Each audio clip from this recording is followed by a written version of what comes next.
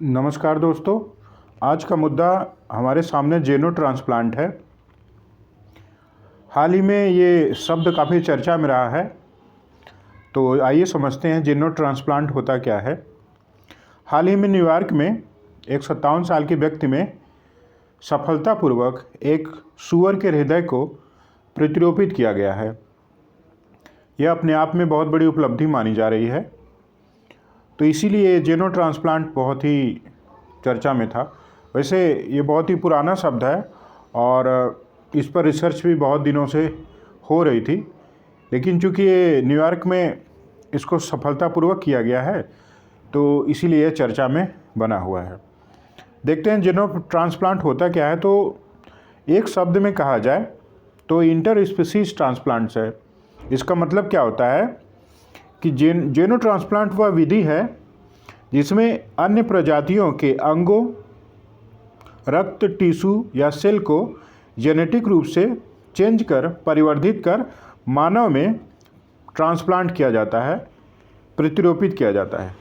प्रजातियां कुछ भी हो सकती हैं। अभी जैसा कि देखेंगे एक सूअर है, लेकिन मानव के सेल से मिलते जुलते प्रजातियों पर, जैसे बंदर हो गया या फिर ओरंगुटान हो गया, उस पर काफ़ी रिसर्च किए गए थे। तो जेनो ट्रांसप्लांट में अदर स्पीशीज के अंगों को मानव में प्रतिरोपित किया जाता है। इसके अनेक लाभ हो सकते हैं, जैसे मानव स्वास्थ्य की दिशा में महत्वपूर्ण उपलब्धि मानी जा रही है। इसमें मानव अंग की कम आपूर्ति की समस्या जो हमारे देश में बनी हुई है, उससे मुक्ति मिलेगी। उल्लेखनीय है कि भारत जैसे देश में सामाजिक सांस्कृतिक कारणों से अंगदान का प्रतिशत काफ़ी कम है, तो बहुत से लोगों को समय पर अंग नहीं मिल पाता। तो अगर ये जेनो ट्रांसप्लांट सफल होता है तो हमारे देश में या पूरी दुनिया में इसकी समस्या सॉल्व हो जाएगी।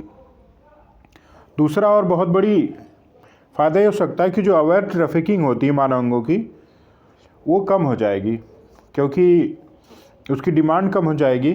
तो इस रूप में मानव अंगों की जो ट्रैफिकिंग है वो घट सकती है। कैंसर और हृदयाघात जैसे भयानक रोग, उनका जो है सफलतापूर्वक इलाज संभव हो सकेगा। तो इस रूप में इसके लाभ हैं और कुछ इसके चुनौतियां भी हैं, उसके बारे में हम लोग देख लेते हैं। अभी यह नई शोध का क्षेत्र है। पूर्व में इसके पूर्ण विकास में समय लगेगा और इस पर अभी रिसर्च करना बाकी है। इसमें पशुओं में होने वाले अनेक रोग, उनके संक्रमण और उनके अंदर जो वायरस पाए जाते हैं, वो मानव में भी संचारित हो सकते हैं। इसका भी खतरा बना रहेगा। और तीसरी समस्या पशु अधिकारों को लेकर हो रही है। पेटा का कथन है कि जो पशु होते हैं कोई उपकरण नहीं है, बल्कि बुद्धिमान व संवेदनशील प्राणी हैं। इन्हें अकेला छोड़ देना चाहिए। इस क्षेत्र को अधिक बढ़ावा देने से पक्का है कि पशुओं पर अत्याचार बढ़ेगा। तो इस रूप में हम लोगों ने समझा कि जेनो ट्रांसप्लांट होता क्या है, उसके क्या लाभ होते हैं और क्या क्या चुनौतियां हैं, और देखना होगा कि भविष्य में कितना रूप में ये सफल हो पाता है। ठीक है, मिलते हैं फिर अगले मुद्दे पर।